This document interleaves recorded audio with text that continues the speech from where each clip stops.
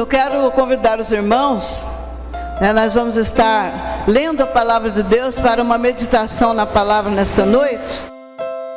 E a palavra de Deus aqui no livro de Mateus, Evangelho segundo escreveu Mateus, no capítulo de número 24, e a leitura será do versículo 1 até o 3.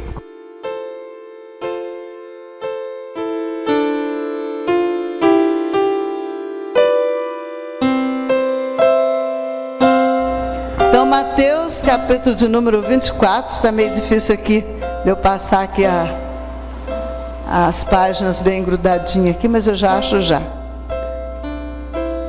Amém, né? Encontrei. Então é Mateus 24, do 1 até o 3, que diz assim a palavra de Deus. E quando Jesus ia saindo do templo, aproximaram-se dele os seus discípulos para lhe mostrarem a estrutura do templo. Jesus, porém, lhes disse: não vedes tudo isto? Em verdade vos digo que não ficará aqui pedra sobre pedra, que não seja derribada. E estando assentado no Monte das Oliveiras, chegaram-se a ele os seus discípulos, em particular, dizendo: dize-nos, quando serão essas coisas? E que sinal haverá da tua vinda e do fim do mundo? Amém. Até aqui, palavra de Deus, né? Então, palavra de Deus, aqui nós vemos que uma pergunta feita pelos discípulos do Senhor, em particular. Então, os discípulos, eles tinham total liberdade de perguntar para Jesus aquilo que eles não tinham compreendido. E não é diferente também nas nossas vidas. Quando nós lemos a palavra de Deus, muitas passagens, elas não são de fácil entendimento para nós. Muitas vezes por causa de referências à época, muitas vezes por causa do uso de palavras que às vezes a gente não usa normalmente, né?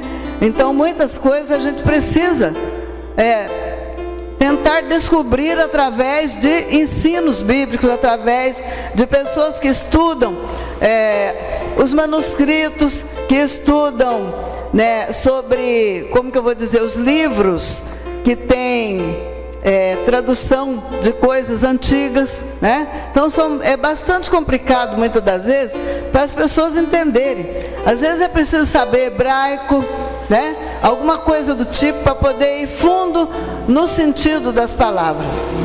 E aqui diz então que o Senhor Jesus, aqui diz que quando ele ia saindo do templo, lá em Jerusalém, quando ele ia saindo do templo, os discípulos aproximaram e lhe mostraram: oh Senhor, olha que estrutura linda essa. O templo era muito lindo, realmente, né?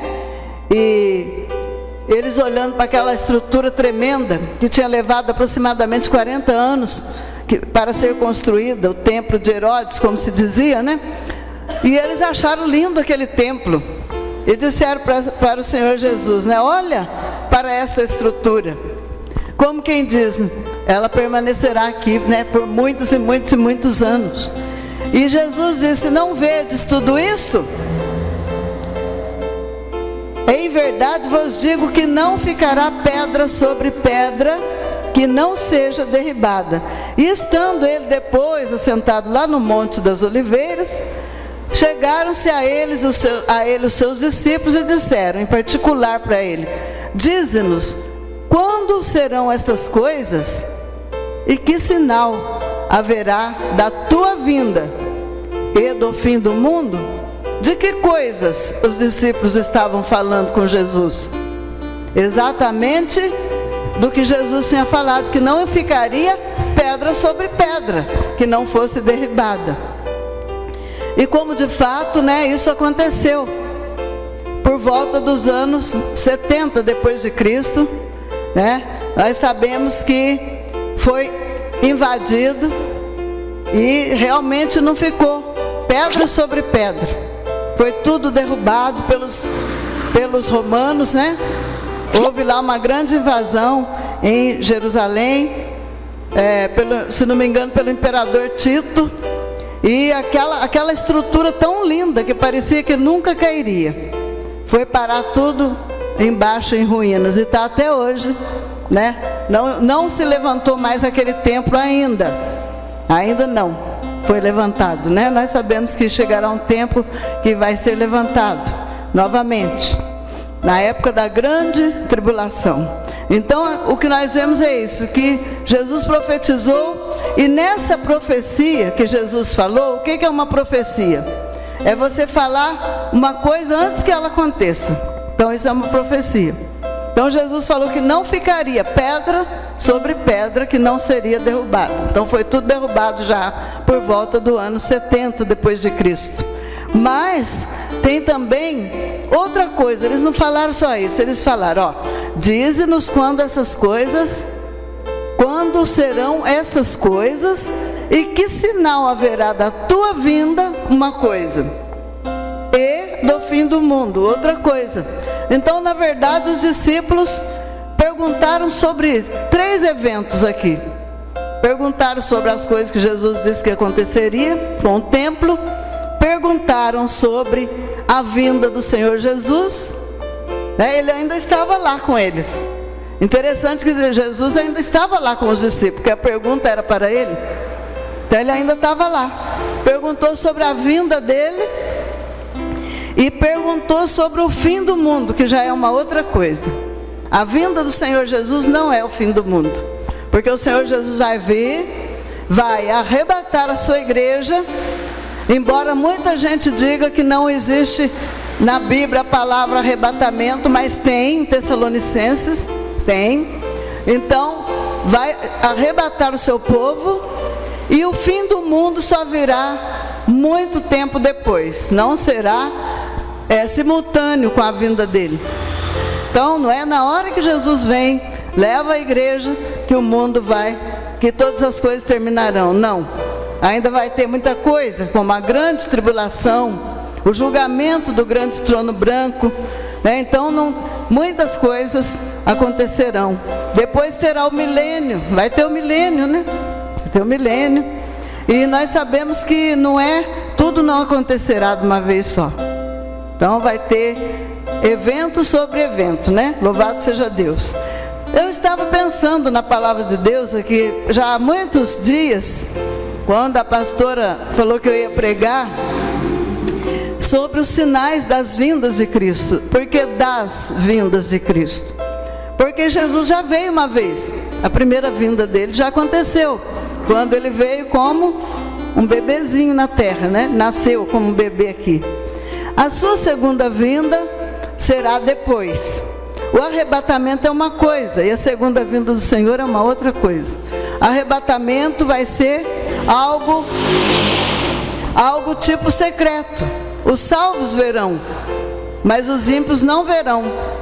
Simplesmente as pessoas vão desaparecer, segundo está escrito na palavra de Deus. Louvado é o nome do Senhor, né? Mas para tudo Deus sempre mostrou sinais, né? Interessante, né? Uma retrospectiva rápida, né? Eu não vou estar lendo os versículos todos agora. Eu vou ler apenas aqueles que eu sei que eu preciso ler para dar um entendimento maior. Mas em Gênesis capítulo 2, versículo 1, Deus terminou a sua criação, quando Ele criou todas as coisas. Gênesis 2, 1. Em Gênesis 2, 18, Deus disse: não é bom que o homem esteja só.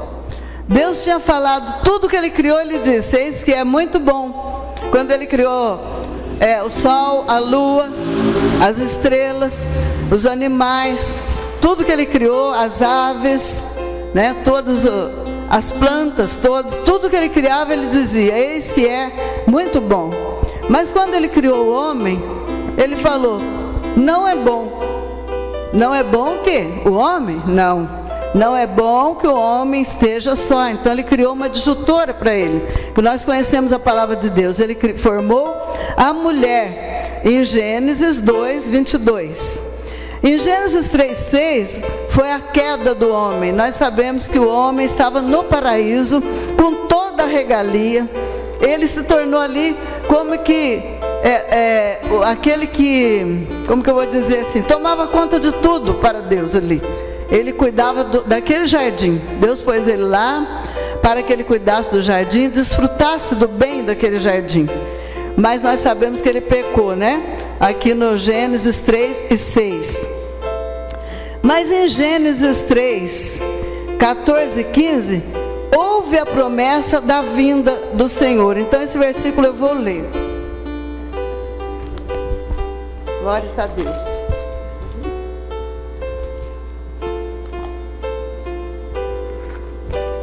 Esta Bíblia, ela tem uma folha bem fininha.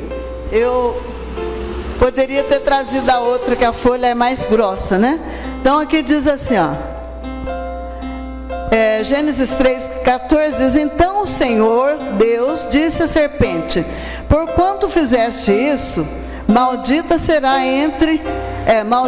serás mais que toda besta, e mais que todos os animais do campo. Sobre o seu ventre andarás e pó comerás todos os dias da tua vida. E porei inimizade entre ti e a mulher, e entre a tua semente e a sua semente. Esta te ferirá a cabeça, e tu lhe ferirás o calcanhar. Glória a Deus. Isso aqui já estava fazendo já era uma profecia do que iria acontecer lá na frente. Já foi a promessa da vinda do Filho de Deus a este mundo. Ele falou que da semente da mulher, né, ia nascer um que ia pisar a cabeça da serpente. Visto que a serpente enganou Eva, enganou a primeira mulher, então Deus fez com que de uma mulher nascesse o Salvador deste mundo. Louvado é o nome do Senhor, né? E acontece que disse assim, ó, que ele feriria o calcanhar dessa semente que nasceria.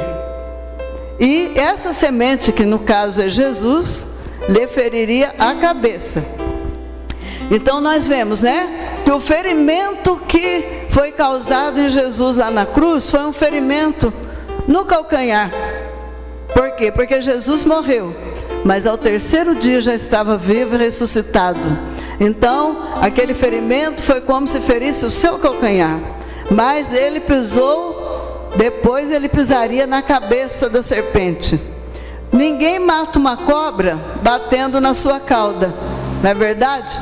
Todo mundo, quando vai matar uma serpente, ele pisa na cabeça ou bate com um pedaço de pau na cabeça da serpente, porque é na cabeça que se mata uma cobra. Por isso, Jesus feriu, pisou na cabeça dela. Louvado é o nome do Senhor. E quando ele ressuscitou, ele já ressuscitou vitorioso contra essa serpente maldita, né? Que é Satanás. Então nós vemos aqui que aconteceu tudo isso e coisas proféticas foram se cumprindo, conforme começou aqui a dizer, né? Que ia nascer um. Louvado é o nome do Senhor. E nós podemos ver em Gálatas capítulo 4, se eu acho Gálatas aqui, glória a Deus. Diz assim, ó: mas vindo a plenitude dos tempos, Deus enviou seu Filho, nascido de mulher, nascido sob a lei. Está vendo? Para remir os que estavam debaixo da lei, a fim de recebermos a adoção de filhos, né? Eu li os 5 também. Mas viu aqui, ó, vindo a plenitude dos tempos, Deus enviou seu Filho, nascido de mulher. Então essa profecia que foi lá de Gênesis, que nós acabamos de ler, né? Nós lemos lá em Gênesis 3,15, que nasceria um que pisaria na cabeça, né? Que ele ia nascer de mulher. Então se cumpriu, e aqui no livro de Gálatas o apóstolo Paulo falou que quando chegou a plenitude dos tempos, quando tudo estava pleno, preparado para a vinda dele, preparadinho por Deus, ele veio. Na época certinha, planejada por Deus. Louvado seja o nome do Senhor. Isso é bom, né? Saber que as profecias se cumprem. Glória seja dada ao nome do Senhor. Então, nós vemos que o homem natural, né? Todo homem natural, ele busca sinais. Pode reparar, se falar assim, olha, na igreja tal, está acontecendo sinais assim, assim, assim, milagres e maravilhas, você vai lá, a igreja vai estar lotada. Um monte de gente para ver sinais, né? Porque pode ver que os discípulos falaram para Jesus, que sinais haverá? Que sinal haverá da tua vinda e do fim do mundo? Então, eles perguntaram por sinais, porque a curiosidade do ser humano, ela sempre foi aguçada na questão de sinais. E muitas das vezes se torna até perigoso a pessoa correr atrás de sinais, porque ele pode estar correndo atrás de milagreiros, né? Pessoa que se diz que faz sinais e maravilhas, e não se engane, porque Satanás faz sinais e maravilhas também, para enganar o povo. Então, sinal não quer dizer muita coisa, dependendo de quem falou, dependendo de quem falou sobre esses sinais. Então nós cremos na palavra de Deus, porque quem falou foi o próprio Deus. Quando Deus fala de sinais, então nós podemos crer, mas não podemos correr atrás de qualquer pessoa por aí que diz que está fazendo sinais, fazendo isso, fazendo aquilo, né? Tem gente que diz que quer fazer como o apóstolo Paulo, que a capa deles tem poder, que o paletó tem poder, né? Não corra atrás disso, porque isso é lorota, isso não é de Deus, coisa nenhuma, né? Até porque quando Jesus fazia sinais, ele não fazia para ser um espetáculo para a terra, ele nunca quis fazer espetáculos. Todos os sinais que Jesus fez era para que as pessoas acreditassem que ele era o Filho de Deus e se convertessem, né? Louvado é o nome do Senhor, né? Glória seja dada ao nome de Jesus.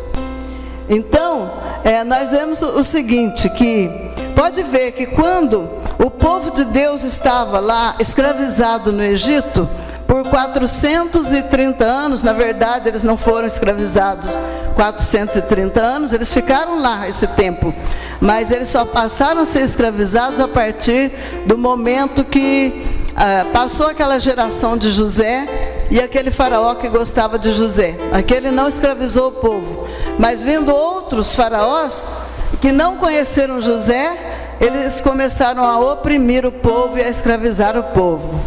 Aí no total deu 430 anos, né? Então Moisés, ele foi usado nos sinais, né? Nós vemos aqui no capítulo 4 de Gênesis, aliás de Êxodo, né? De 1 a 9, mas nós não vamos poder estar lendo tudo agora. Então eu quero ver se eu consigo ler algum aqui. Êxodo. Mas aqui diz assim, Deus falou assim para Moisés aqui, 4:2. E o Senhor disse-lhe, que é isto na tua mão? E ele disse, uma vara. Lança. Aí ele diz, lança na terra. Ele a lançou na terra e tornou-se em cobra. E Moisés fugia dela. E ele foi falando aqui, né, para que fizesse sinais. E ele disse aqui também, deixa eu ver qual versículo aqui, no 6, e disse-lhe mais o Senhor, mete agora a mão no peito. E ele, tirando-a, eis que sua mão estava leprosa, branca como a neve, e disse, torna a meter a mão no peito. E tornou a meter a mão no peito, depois tirou-a do peito, e eis que se tornara como a outra carne. Então nós vemos aqui que quando Deus chamou Moisés para ir para o Egito, ele, para ir voltar lá no Egito e falar com o faraó, nós vemos que Moisés falou para o Senhor, eu vou lá falar com ele, mas ele pode não acreditar que o Senhor me mandou lá. Como que eles vão acreditar? Então, Deus falou para ele fazer esses sinais perto deles, né? Então, nós vemos aqui que ele jogou a vara no chão, se transformou em cobra, depois ele pegou aquela cobra pela cauda, e aquela cobra se transformou novamente na vara. E a mesma coisa, ele colocou a mão dentro da sua roupa, quando ele tirou, a mão estava leprosa. e ele tornou a colocar lá dentro, quando tirou, a mão estava sã. Então, os sinais para que o faraó cresce que Deus tinha enviado ele lá. Ou o povo, né? Primeiro para o povo. O primeiro sinal foi para o povo. Ele chegou dizendo que Deus o mandara lá. Então, o povo deveria crer. Por isso, Moisés foi usado nos sinais. Havia necessidade, porque o povo não acreditaria se não aparecesse algum sinal. Interessante isso, né? Porque o povo gosta muito dessas coisas. E nós vemos que o faraó, quando ele começou a fazer os sinais perto de Faraó, o faraó não acreditou, porque ele tinha um coração muito duro e ele tinha feiticeiros, que eram sacerdotes dele, feiticeiro, sacerdote dos seus ídolos, que começaram a fazer os mesmos sinais, até uma certa altura. Mas depois de uma certa altura para frente, seus sacerdotes também não puderam mais fazer nenhum sinal, e foram obrigados a crer que realmente existia Deus, um Deus mais poderoso do que eles acreditavam, do que os seus deuses, que na verdade deuses não eram, né? E isso é muito, muito interessante, né? Por que o homem é tão coração duro, que se ele não vê coisas, ele não acredita? Se você chegar a pregar para uma pessoa, às vezes ela não vai acreditar na sua pregação. Mas se Deus te usar para curar um enfermo, ou uma pessoa que já está quase à morte, e aquela pessoa sarar, ele vai começar a crer, e vai andar atrás de você, querendo que você ore por todo mundo, vai te achar um milagroso, ou milagreiro, né? Então, essas coisas são muito ruins, que o ser humano seja dessa maneira, mas infelizmente é, né? Então, é interessante que aqui no Brasil aconteceu uma coisa bastante interessante, né? Na época dos bandeirantes, né? Todo mundo já escutou falar no Anhanguera, né? Né, Eric? Já ouviu falar no Anhanguera? Não ouviu falar no Anhanguera? Então, todas as crianças da escola já ouviram falar nele, no Anhanguera, né? Então, os povos do mundo inteiro, eles gostam de ver sinais, né? Os povos primitivos, eles gostam de ver sinais. Interessante que um bandeirante, por nome de Bartolomeu Bueno da Silva, né? Ele era um bandeirante paulista. Ele saiu para desbravar a terra, né? E é interessante que ele chegou numa tribo de índios, e ele viu que os índios estavam usando coisas com pepitas de ouro. Tinha ouro na orelha, nos seus colares. E aqueles índios usavam aquilo como um enfeite bonito que eles acharam na terra, porém, para eles não tinha o valor que hoje o ouro tem, né? E o Bartolomeu, então, quando ele viu, ele pensou, vou dar um jeito de pegar o ouro para mim. E ele chegou para os índios e falou para eles assim, ó: se vocês não contarem aonde está essa mina, aonde vocês acham essas pedrinhas brilhantes, né, que era o ouro, as pepitas de ouro, se vocês não contar para mim onde vocês acham, eu vou queimar todos os rios e vocês vão ficar sem água. E ele, fingindo que pegou a água do rio, ele colocou um bocado de pinga, né, que eles chamavam de aguardente na época. Ele colocou pinga numa vasilhinha e tacou fogo. E ali incendiou por causa do álcool. E os índios ficaram muito assustados com aquele sinal. O que os índios fizeram? Mais do que depressa, mostrar para ele onde que era a mina de ouro, né? Porque eles ficaram com medo dele secar as águas, conforme ele falou que faria. Não é interessante isso, então, né? E o outro foi o Caramuru, né? Também, o Caramuru já era um português, e o nome do Caramuru é Diogo Álvares Correia. Ele estava chegando numa embarcação também no Brasil, ali para a região da Bahia, e acontece que o navio deles naufragou. E alguns conseguiram nadar até a praia, e ele foi um deles, né? Diz que ao todo era ele mais 8 pessoas, chegaram na praia. E encontraram lá os índios tupinambás. E esses índios, eles eram antropófagos, né? Ou canibais, né? Comia carne humana. E diz que eles aprisionaram eles na tribo, e cada dia eles matavam um e comiam. Foi comendo os amigos dele, comeram os 8 amigos deles, mataram e comeram todos. E quando ia chegar a vez dele, eles não o mataram. Mas diz que aí existe uma lenda, né? Existe muita lenda que roda em torno da vida desse homem, que ele, para não morrer, ele deu um tiro num pássaro. E como eles não conheciam a pólvora, né? Eles viram sair fogo, matou o pássaro. Eles ficaram com medo dele tacar fogo em todo mundo e chamaram ele de Caramuru. Interessante, né? Significa homem do fogo e filho do trovão. E significa também peixe-moreia, esse nome de Caramuru. E conta-se que, outra lenda que conta é porque diz que ele era muito magro e os índios não interessaram em comê-lo. Nós não sabemos a realidade, mas a história é que ele não morreu. Os amigos dele foram todos comidos pelos índios. Diz que mais tarde ele casou com a filha do cacique Paraguaçu. A Paraguaçu era o nome da moça, né? Ele casou com ela, pôs o nome nela de Catarina. E ele começou a fazer então ali como que eu vou dizer assim, o contato dos portugueses com os índios. Então ele foi o intermediário entre os índios e os portugueses. Então ele até ajudou nessa parte na época da colonização lá da Bahia, né? Mas ele não morreu porque ele fez um sinal que, embora não era sinal coisa nenhuma, mas os índios acharam que era. Ficaram com medo do sinal que ele fez através do fogo, né? Então essas coisas acontecem por aí afora. Tinha uma pessoa que ficava lá na praça de São José dos Campos, fazendo um monte de mágica. Isso aí o pastor Benedito viu muitas vezes. Juntava de gente assim em volta dele, ele fazendo mágica. E o povo ficava assim, em volta, todo mundo querendo ver os truques que ele fazia. Por quê? A pessoa acha assim, esse cara tem poder fora do normal, né? Fazendo uns truques desse aí. E quando uma pessoa pregava a palavra de Deus lá, eu vi muitas vezes lá em São José, sozinho pregando a palavra de Deus, e o povo todo passando. Não é interessante isso? O povo não vai atrás da verdade, mas corre atrás da mentira.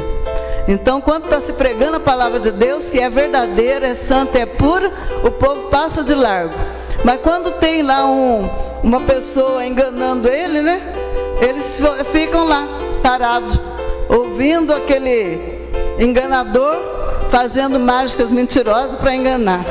Então é terrível isso, não é verdade? Então as pessoas precisam tomar cuidado, né, com as mentiras de Satanás. Ele tem muita criatividade para enganar. Então Deus, né, sabendo que o ser humano é muito curioso dessa maneira, o que ele fez? Ele mandou sinais para a vinda do Senhor Jesus. Quando era para ele vir a este mundo, ele mandou sinais. Então diz assim, sabendo Deus, né, que o homem é muito curioso, ele usou os seus profetas para dar uma pista que pudesse levar o homem a reconhecer, a identificar o Filho de Deus no meio de tantas crianças que estavam nascendo naquela época. Como sempre nasceram muitas crianças. Como saber quem era o Filho de Deus? Se em várias casas tinha bebezinhos nascendo lá, naquela região, né? Como que ia identificar o Filho de Deus? Então ele deu maneiras específicas para isso, né? O profeta Isaías, ele profetizou uma base de 700 anos antes de Jesus nascer, que uma virgem, ela daria à luz um filho. Uma virgem ficaria grávida e daria à luz um filho, que seria chamado o nome desse menino, Emanuel, que significa Deus conosco. Então, muitos anos, 700 anos mais ou menos antes do nascimento de Jesus, Isaías profetizou. Olha o sinal. Uma virgem dará à luz a uma criança, que seria chamado de Emanuel, né? Então, algo biologicamente impossível de acontecer, nós sabemos que o Espírito Santo fez acontecer. E através do Espírito Santo, então, nós sabemos que Maria ficou grávida. Ela era muito jovenzinha. Aproximadamente, ela deveria ter de 13 a 15 anos, no máximo, a idade dela quando ela ficou grávida de Jesus. Interessante, né? Ela era uma jovem, muito jovem, mas ela obedeceu à voz de Deus. Isso é que é maravilhoso, né? E que Isaías 7:14 vai falar, né? Diz assim, o mesmo Senhor vos dará um sinal. Eis que uma virgem conceberá e dará à luz um filho, e será o seu nome Emanuel. Significa Deus conosco, né? E essa profecia se cumpriu. Mateus capítulo 1, do 18 ao 23, diz assim, ó. Ora, o nascimento de Jesus Cristo foi assim. Estando Maria, sua mãe, desposada com José, antes de se ajuntarem, achou-se ter concebido do Espírito Santo. Então José, seu marido, como era justo e não queria infamar, intentou deixá-la secretamente.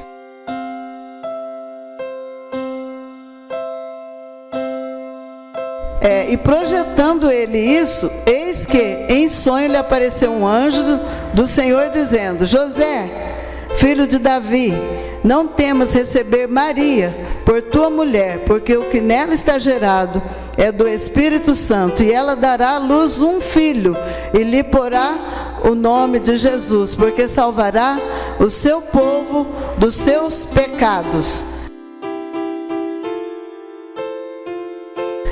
Tudo isso aconteceu para que se cumprisse o que foi dito por parte do Senhor ao profeta. Nós lemos agora mesmo, né? Que diz: eis que a virgem conceberá e dará à luz um filho, e ele será chamado pelo nome de Emanuel, que traduzido é Deus conosco. Olha aí, o sinal foi cumprido. Então, não há motivos, né, para nós crermos que não se cumprem os sinais que o Senhor deixou para nós. Está escrito também em Lucas 1, 26 a 35, mas eu não vou ler, porque eu acabei de ler aqui em Mateus, né? E que se alguém quiser conferir, confere depois em Lucas 1, 26 em diante. Então, os sinais da primeira vinda de Jesus, nós vemos aqui: uma virgem conceberá. Aconteceu isso? Aconteceu, né?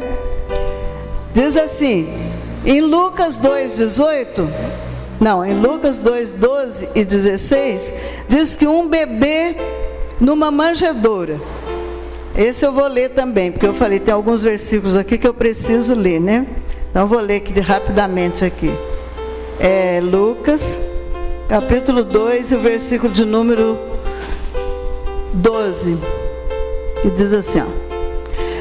E isto vos será por sinal. Olha que importante. Isto vos será por sinal. Achareis o menino envolto em panos, deitado numa manjedoura. Quem já viu um bebezinho deitado num coxo de burro, num coxo de animal comer? Qual de nós aqui já viu, no lugar de ter comida de animal, um bebezinho novinho, recém-nascido, envolto em panos? Isso é uma coisa que só aconteceu lá com Jesus, né? E esse era o sinal, porque achar um bebezinho lá naquela época, tinham muitos lá em Belém, mas somente um estava deitado naquela noite, né? Na manjedoura, onde se colocava a comida, a palha para os jumentos, para os burros, né? Aqueles bichos lá comer, para os bois, né? Interessante. Então, esse foi justamente um sinal.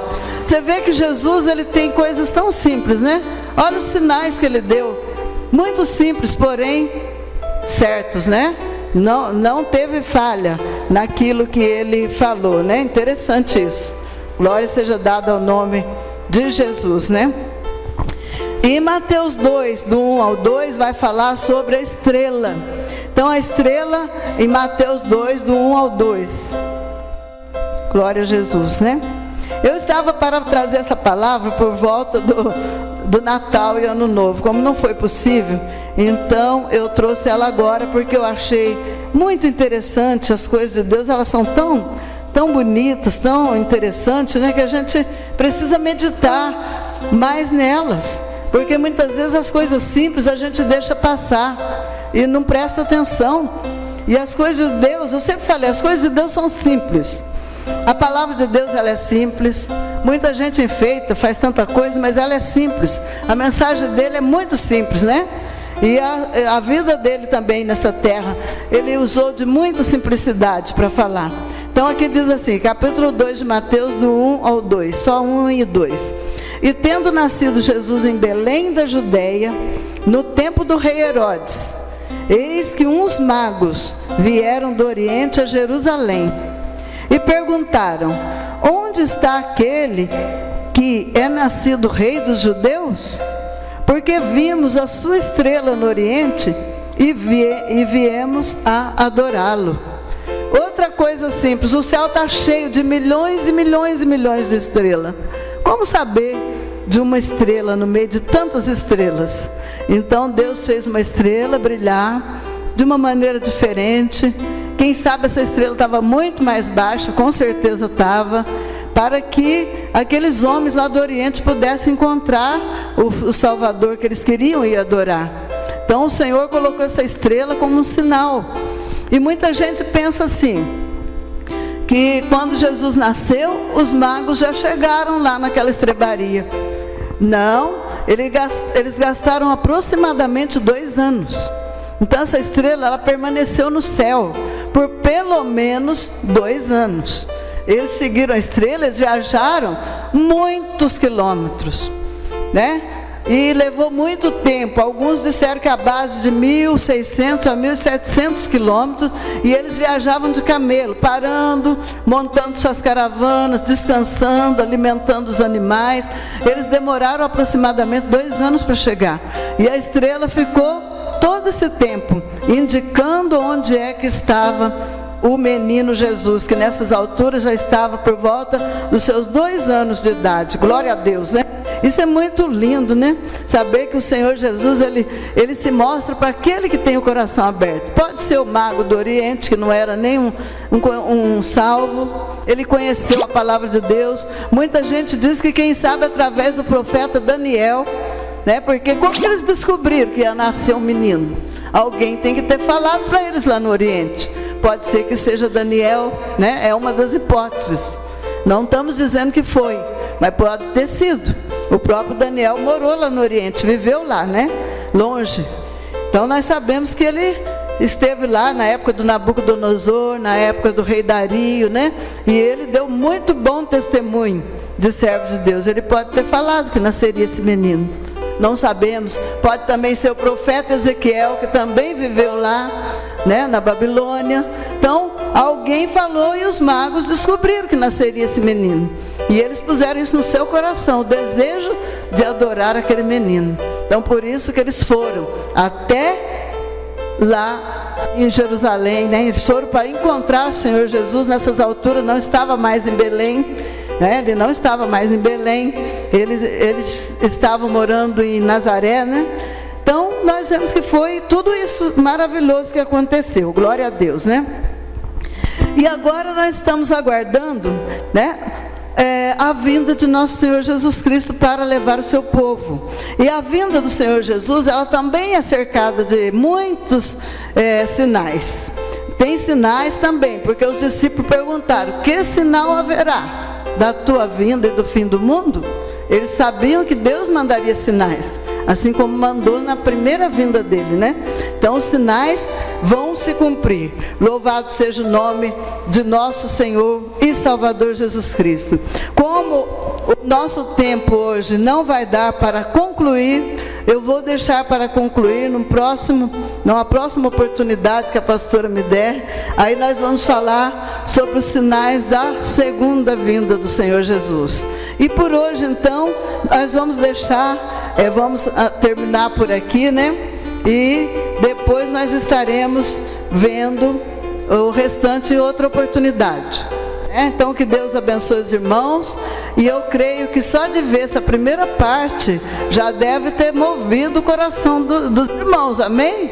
Vocês não estão com o coração assim alegre de saber que o Senhor Jesus, Ele é simples, a mensagem dele é simples e Ele mostra sinais para aqueles que creem.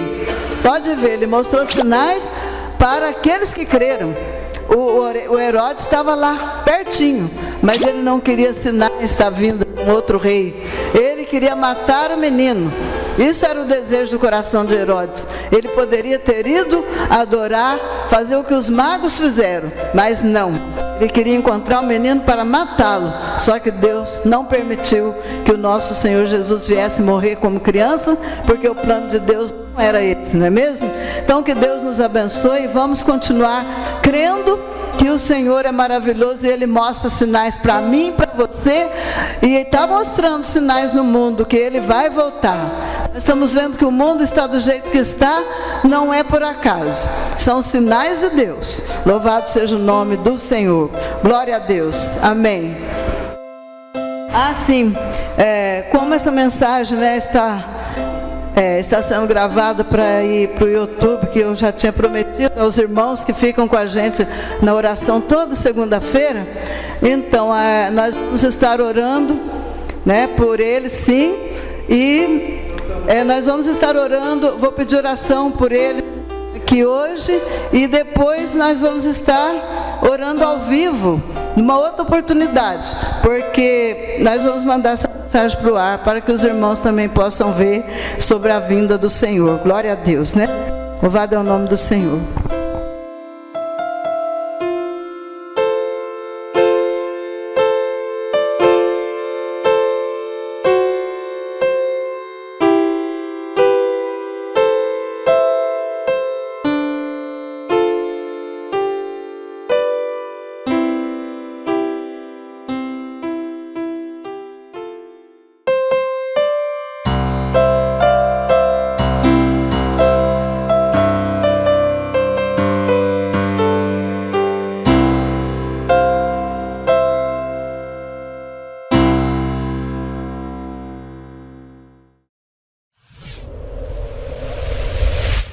JMRL3.